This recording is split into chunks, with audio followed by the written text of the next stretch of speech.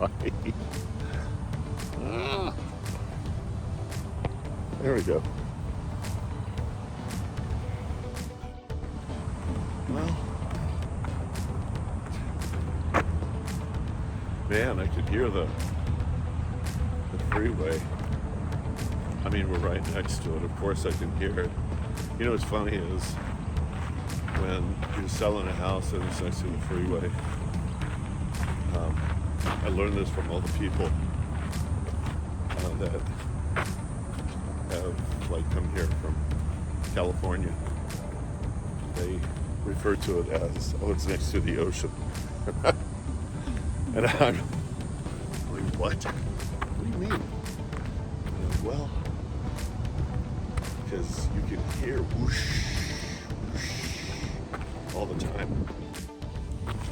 Look at this. Yeah. Oh yeah, sure. Arizona's out of water. Right. Fake oil crisis back in the 70s. And when did we get to the truth?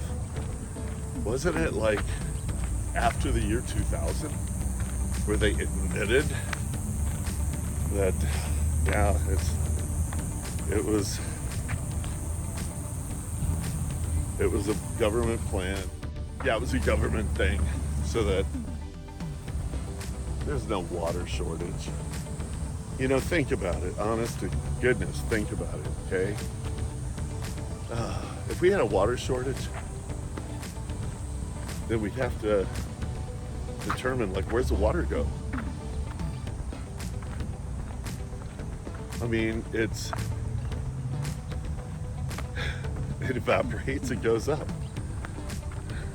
It falls on the ground, it goes in the ground.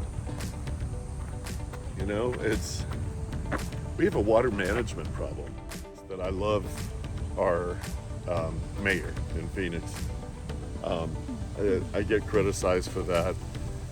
My conservative friends, my friends that are libertarian, my friends that are Republican. Yeah, anyway, when I had my motorcycle, you know, one of the worst things, especially for an old guy, one of the worst things that can happen is to, you know, hit a pothole. And there's there's a bunch of streets that had some potholes that were just like, if you didn't avoid them, man, you were taking a chance. Probably called the mayor's office. This is a long time. And I called the mayor's office, and it was probably before COVID. And I called the mayor's office. I said, yeah, is it okay? Can I complain about something? They were like, yeah, absolutely, please. You know, what's your name? What's your phone number? What's your email? You know, I ride a motorcycle, and I'm on such and such street, and my gosh, the potholes will take you out. Okay, maybe I was the 900th complaint. That's possible. Within about maybe 2 or 3 weeks, there were crews out there on the streets that I called in about, and they were filling the potholes. Oh, little hummingbird. But I saw her on TV, and she was talking about this water crisis that we're having, and she said, if I'm not mistaken, can you see these little ducks? Well, MR ducks. MR not ducks. SMR. CDVDIs. Anyway. Hello, little ducks. She's on TV and she's talking about this water crisis. And you see, I laugh too. But if I'm not mistaken, she made the comment that that people are going to have all the water that they want in Phoenix. It's just going to cost more. And I thought, you know, there it is. There it is. Yeah, it's just going to cost more. And so, you know, this is how this is how things work with these politicians. And I'm not pinning that on her. I don't think this is like, gosh, who came up with this whole idea? Oh, it was the mayor of Phoenix. I don't think so. I think it's the people that she's forced to respond to and follow their mandate. I get so tired of watching news where every anchor, every reporter, every station, every network, they all say the same line. Like whatever that line is, they say it. And it's just like, you guys, you know? Gosh, when I was young, they called that plagiarism, but now they call it, I don't know what they call it. They call it, this is how they, okay, I'm gonna sit down. Oh, another leg workout. Oh, gosh, let's see. I want to give you guys a good view back there. I'm not sure. Yeah. That's not a bad idea. Let's do that. Okay.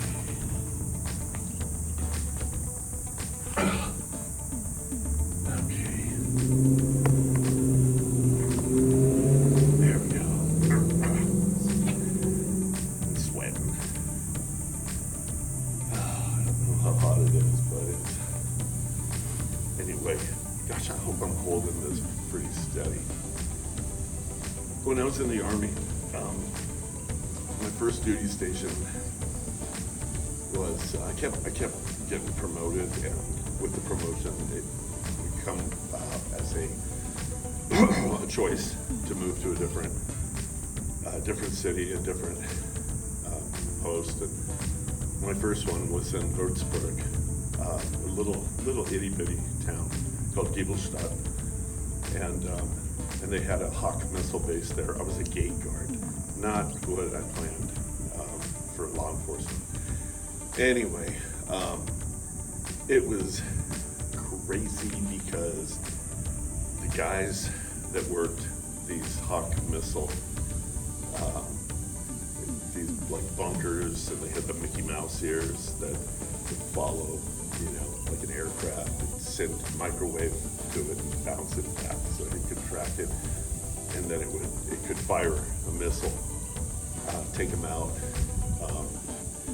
And so that was the technology back in the 70s. But these guys that would come to work just all effed up. And I usually worked the night shift. I would be there, I don't know, from like 9 or 10 at night until about 6 in the morning. I don't really remember. It might have been 6 p.m. to 6 a.m., 12 hours. I don't remember. But when they were coming through the gate in the morning to start their day shift, they were like all messed up. They were just all messed up. And I was saying to my sergeant, Sergeant Michael Dunn, he was from Virginia, and super nice guy. His wife was just I loved her. She was neat. And he goes, well, yeah, of course they're all left up. He goes, some are smoking hash, and some have been up all night drinking, and he goes, there's quite a few that are doing LSD. I was like 18 years old. I'm like, what? You've got to be kidding me. And so, anyway, I didn't take too well to that, really. Oh man, I wasn't a tattletale, but I liked I like boundaries, I like parameters and stuff, and so anyway, I had, you have to follow the, I forget what they call it now. Anyway, the rank, you got to find your way up. You know, you can't just like jump to the top. And I was doing that, right? I went from Sergeant Dunn to whoever the next one was. Probably, I don't know who it was. Probably Lieutenant somebody. Most of the lieutenants at this particular post were they reminded me of like Hampton boys, you know, Toddy, and anyway, just people that were just raised in really rich families that were driving. I mean, you know, didn't want to get any dirt on their fatigues or whatever they were wearing. And they were pretty much useless to me, in my opinion. But anyhow, then from there, I think it was like the first sergeant, and I think I made it up to the first sergeant with this. But he was not a military policeman. We just happened to be at that place. But the first sergeant I was in his office, and he's telling me, son, these boys are far away from home. They're far away from everything that they know. And if this gives them a little bit of pleasure, they're just doing their job. They're serving their time, and with it will come maturity. And it's like, what kind of maturity comes from doing LSD? Anyway, I was just like, okay, you know, okay, sure, First Sergeant. And I just thought it was pretty screwed up, you know? And so, anyway, I jumped the chain of command quietly, but I went to, I think it was called Layton Barracks, and I spoke to some CID, Criminal Investigation Division, and I just told them, and prior to that, there were guys that were, it was going way too far. There was a guy that lived next door to my room, and there was an MP rooming with him, which was stupid. We should just be rooming with military policemen. Anyway, I heard this guy like yelling, struggling and stuff, and I knocked on the door, and everything went quiet. And I knocked on the door. Anyway, I ended up, the door was locked, and I walked in, and this grunt had this MP pinned to the ground, and he had a pipe, a hash pipe, and he was taking hits off it and forcing it into this guy. He was putting his mouth on this guy's mouth, and you know, blowing this into him. And I was just like, okay, this is crazy. And then the last straw was that I was sure that my door was locked, but I worked a night shift, and so it was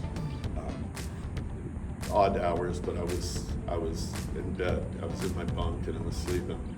And I woke up, and this guy was right next to my face, blowing smoke in my face while I slept.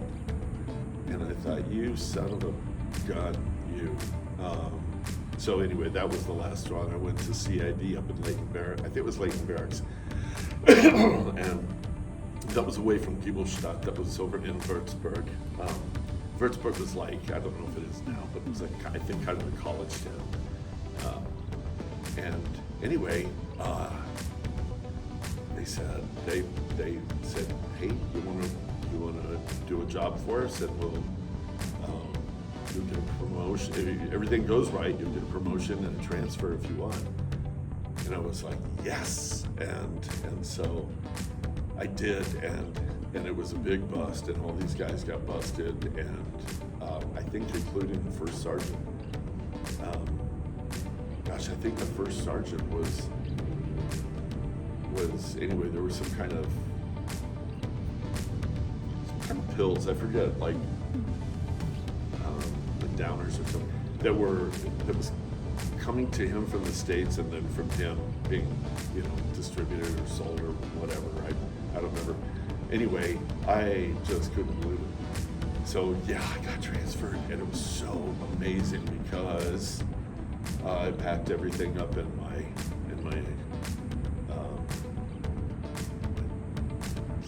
what do you call it? My backpack, and anyway, I said goodbye to a handful of guys that were good guys that I didn't tell anybody where I was being transferred to. I thought, doesn't matter. And I, it was the captain of the post that I was going to, which was really pretty far away. I mean, I was going from Würzburg, and I took a transfer that was really close to Munich, right next to Munich. And oh my gosh, this captain drove me to this post in his Porsche, and he was just a great guy, just a kind of a stocky built guy and everything, and just a man's man, and he was cool. And he, anyway, he was. It was my first time on an Autobahn going well over 100 miles an hour and everything, and so, but how's it going? I'm doing good, thanks. Great tan. Yeah. Right. Oh, you're what? Yeah, you're succeeding.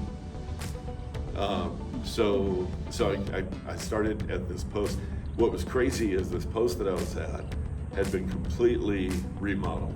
I mean, they had these German contractors come in and just remodel this whole thing completely, and it was like being in a brand new place, totally different than Giebelstadt. That was I don't know, like ghetto, but anyway, and I was a gate guard. Okay, yeah, it was still a promotion, and it was a move up, and I was getting more money, but I was a gate guard. But here's what's cool: we were right in the city. I mean, we were inner city, and there was a brothel right outside, right across the street from the gate, from one of the gates, and so I was working the night shift. Yeah, I was the new guy, and it was totally cool. And there were prostitutes that would stand outside and everything. And this one prostitute, and I don't remember her name, but we hit it off, and she was older than me, not a lot. She was probably, what was I? I was probably 18, 19 years old. She was probably mid-20s maybe, and so anyway, she would ask me for cigarettes. I smoked, and so I would give her a cigarette, and she would ask me if I wanted something in return, and she was chewing gum, and so I said, "Do you have any more chewing gum?" She was like, "Sure," and everything. And so, but we had a friendship. We didn't go hang out at a mall on weekends or anything like that, but we would see each other out there, wave and everything. And I would see guys, and she would, go into the brothel with them, and anyway, come out sometime later. And there was a point where when I was off duty, I walked over to her, and we just chit-chatted. I wasn't in uniform and everything, and I was a virgin, and well, I mean, with women, okay, and so this, if you count virginity with considering this monster and his monster wife that lived across the street from us that effed up my life by raping me and molestation and everything for 2 years, you know. Anyway, his wife wasn't raping me, but or molesting me. You know, she just put the knife in and just twisted it by finding the pictures that he took while he was doing what he was doing to me, and she used all of that to just rake him over the coals and better her life and make every dime she could off him, including you know, demanding that he pay the full amount of the you know, the lawsuit that the personal injury lawsuit she put against him. He agreed to everything, of course, but it kept him out of prison. But then she split, and never told the police, never got me any help. This went on for 2 years, you know, with him before she found the pictures. And then, you know, I'll give her credit for one thing, only one thing, is that when she found those pictures, she called my mom. She was super upset. My mom drank. Anyway, she, you know, busted in my room. Go, what did you do to their, you know, so-and-so's yard? I was like, what do you mean? I didn't do anything to their yard. I take care of their yard. I'm over there a lot taking care of their yard. And I'm just like dumbfounded, and she's like, well, she's really upset. You better get over there and make it right. And I was like, oh my gosh, what is going on? What's gonna happen? And I went over there, and anyway, that's when she found the pictures, and this big stack of pictures, but she grabbed my hands. Mind you, I'm maybe 12 years old, maybe a little more than 12, but she grabbed my hands and she prayed, and I'd never heard anybody pray to Jesus, you know. She prayed to Jesus, and she said, please don't let this mess up his life. I'll give her that credit, and I thank God for that, because not because of her power or anything, but at least she did that, and Jesus heard the prayer. And it was some years later that I became a Christian, a born-again Christian, and it was God, the Bible, and the goodness of God, and the, you know, bringing other people into my life that helped me dig out of this thing. One of those people is my wife, you know, my second wife, my current wife. You know, my first wife, I never told her about any of that stuff, and that was that on me. Is anyway, our marriage didn't last, and then I didn't think I'd ever get married again. And Debbie, you know, I was like, man, oh my gosh. And Debbie took her time with me, and I learned a lot from Debbie, and it was just like, it was amazing. I mean, it was just, and our marriage is still amazing. I've got an amazing marriage because I've got an amazing wife and stuff. But anyway, I'm getting way off track here. So, jeepers, golly. I don't want to back this thing up to see where I went off the road here. Because I was talking about the Army and everything. Oh, I know what it was. I was telling you I was a virgin. Yeah. And that was the only thing where I wasn't a virgin is what this guy did to me. And by this point in my life, because it quit when I was like between 12 and 13, and so it was 2 years or better that it went on, and it was painful, and it was difficult. But then now I'm in the Army, I'm in Germany, you know, I did have a super close friendship with this guy named Jim, and where we started confiding in each other with different things, and I told him about that, and this guy just like dropped me like a hot potato. I mean, it was just like I was damaged goods. I was broken, yeah, and that was painful. So I never told anybody.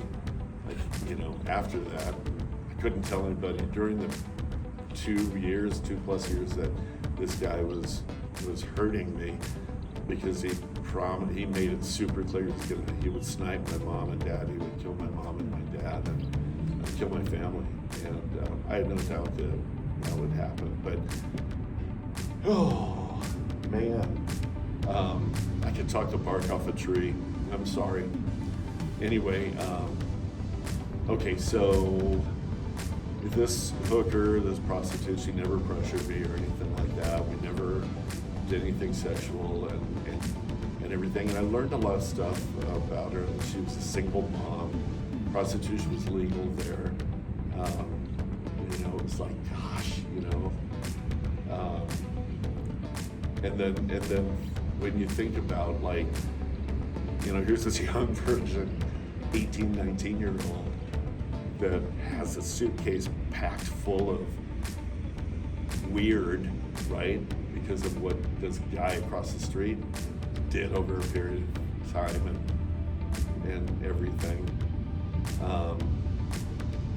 Anyway, I just honestly, prostitution's legal. Anyway, I ended up getting a promotion and I moved to Wiesbaden, which is over by Frankfurt. It was a wonderful promotion, and oh my gosh, it was amazing. I got to work at the police station. I went from doing patrols to being asked if I was picking up a lot of German and stuff, and being asked if I wanted to take a test and see how I did. If I did well, then I could work in a liaison between the German police and the military police. Anyway, I did extremely well on this test, and so they sent me to a little language school to learn, just things that would apply more predominantly to, like, maybe, like a military, like a soldier getting busted by the GPs, or automotive, motor citations, things like that, and stuff. So I ended up working in this police headquarters. It's called the Wiesbaden Polizeipräsidium, and it was, I fell in love with it. I really did. And these guys, these cops would, I would go with them on days off when they were playing football, and that was fun. That was so cool. And then there were detectives. Agata was this one. She was really amazing. She had invited me to their house for Christmas, and so it was really, really, it was just one of the best experiences I ever had. Was making, at the time, good money. I was saving almost all of it because your housing is free and your meals are free and everything is free, right? And so my paychecks just kind of went in the bank, and I kept a little bit out, but yeah, military was good. It really was. And I wish my kids could have gone into the military, but not when this last administration that we had was just somebody that just, I could spit nails, because they were awful and they need to be held accountable. They really do. Anyway, I didn't really encourage. Actually, I discouraged them. Yeah, they didn't need to. I didn't. Man, I pray for my kids every day. I pray for my grandson every day. I pray for my wife every day. I pray for a lot of people, I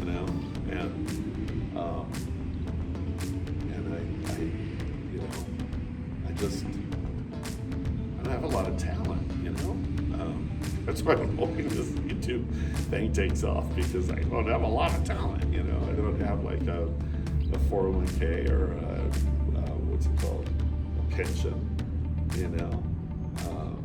I've got my Social Security, and then, you know, I sell real estate, but I don't think I've sold anything at all this year. It's toward the end of August. I did do a referral, and that guy, I got a small check from that. It was about equal to my Social Security. So, but I'll tell you what, it was a blessing. It was nice. But yeah, it costs a lot to live, man. And you know, we paid $149,000 for our house. That was a little over 10 years ago. It's probably worth about maybe $400 now. It's our forever home. I mean, we're not moving. The next home is called Heaven, and our vehicles are paid off, and it still just costs like a son of a gun to live. But you know what? I gotta tell you, I didn't do anything. I didn't get a degree in college. I didn't. You know, after COVID, I started having really big problems with vertigo. Really big. And so there's not a day that goes by where I don't feel a little like off balance. And some days I feel so off balance that I sit or lay down the entire day. And anyway, I found on YouTube these exercises I can do. But you know, there's, you know, I still have those. I don't know what the deal is with it. And so I go and I get blood work, you know, I get all this stuff done over in the VA, and I'm very healthy. No, like, oh, you're close to is that diabetes, or, you know, nothing like that. It's all good. But so I told my wife, I said, I think sometime this year I'm gonna get in there, and I'm gonna. It's really encouragement for my daughter. My daughter was saying, "Dad, go to ENT and find out if there's something in the inner ear that is causing this." Because if I had my balance back right, oh my gosh, then I could, you know, I'm pushing, getting close to 70, but I could, you know, I could get a job somewhere, even part-time, you know, and make a little extra money and stuff. So anyway, you know what? Life is good. Life is really good. You know what I wish? I wish that I could see some in my lifetime for a judge to lift the statute of limitations on what happened to me, so that I could seek justice after these people, you know, that are in a very, very, very 7-digit lifestyle, and I would like to see them brought to justice. I really would. That would just, and then to see a policy change that adults, and honestly, specifically men, I mean women too, but specifically men that were sexually assaulted as children. We have stories that I'm not sure that we can tell on YouTube, you know, and they're ugly stories. But so that we could see closure, you know. I want closure, you know. Gosh, I'm over 68 there, but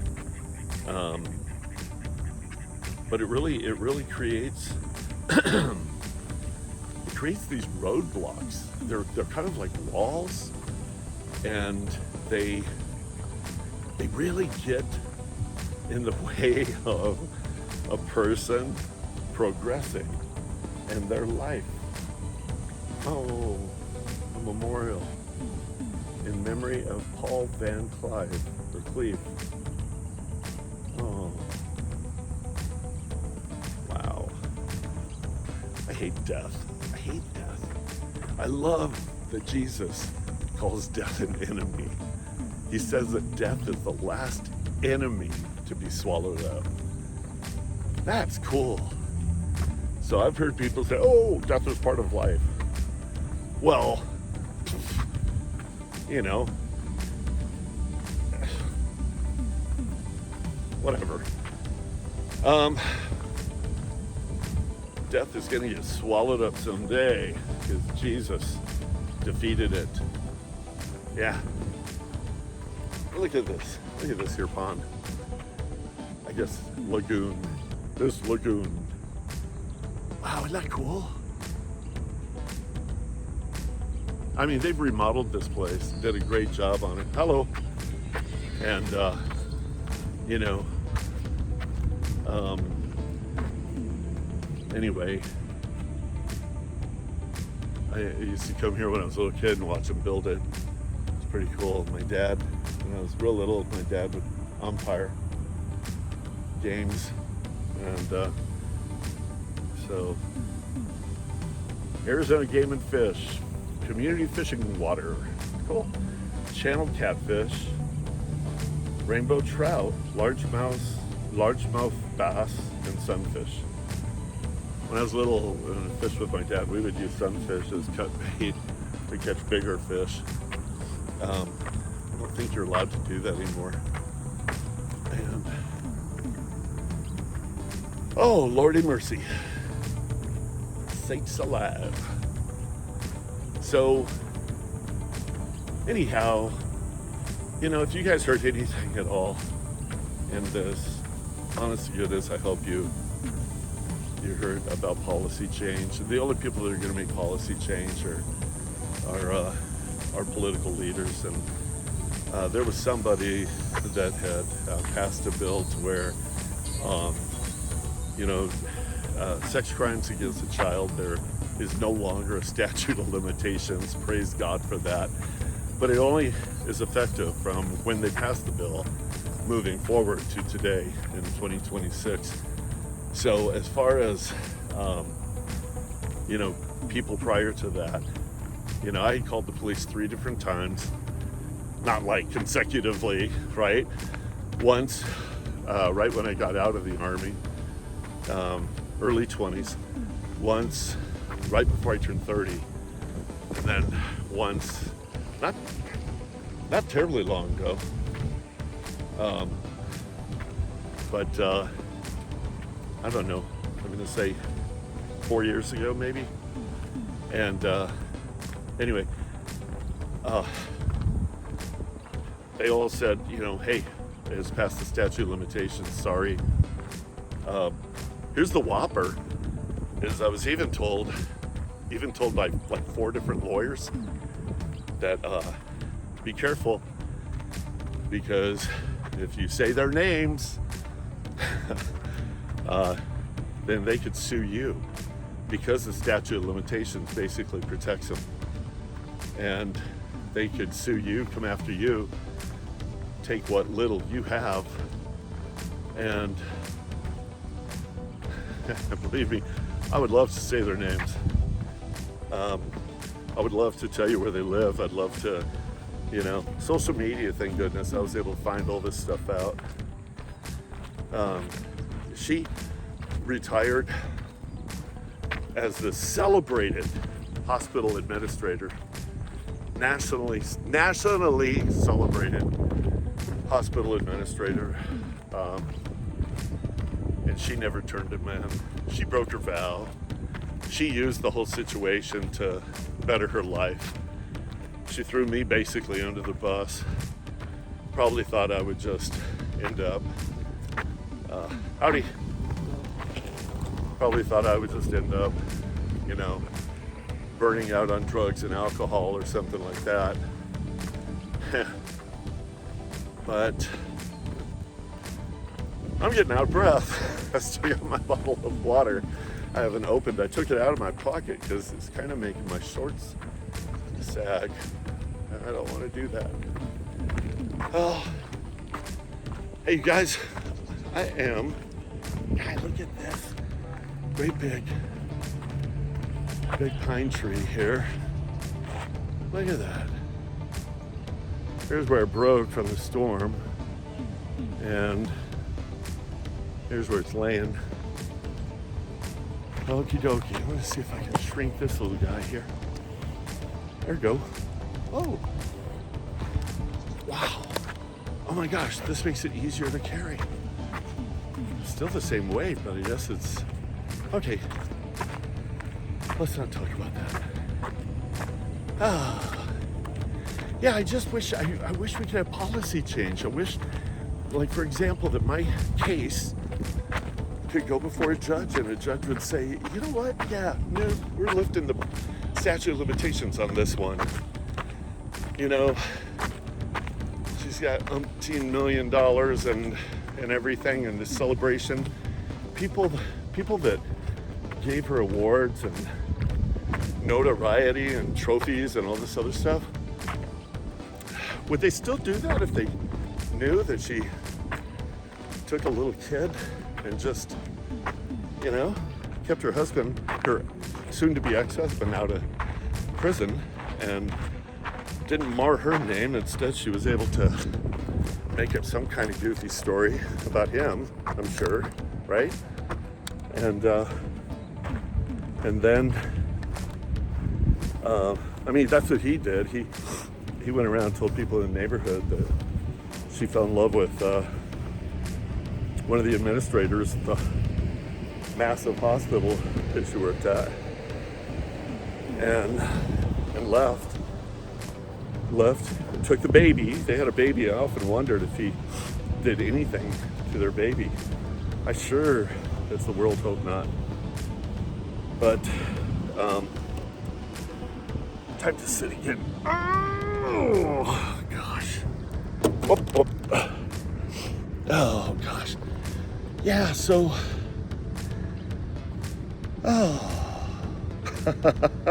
you have to relax a little bit.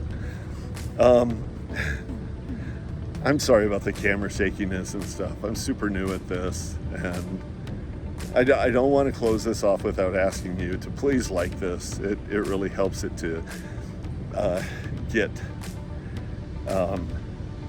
some traction, and if you would consider sharing it, and I would love it if you'd subscribe. And the comments, I think I've got it set up to where y'all can comment. If you want to comment, you got questions. I mean, I check that little app every day, and so I would be really honored. Siri? Oh, I missed that. It said Siri is thinking something. Okay. Anyway, I love you guys. You know, I hope you enjoyed this video. Yeah. Okay. See ya.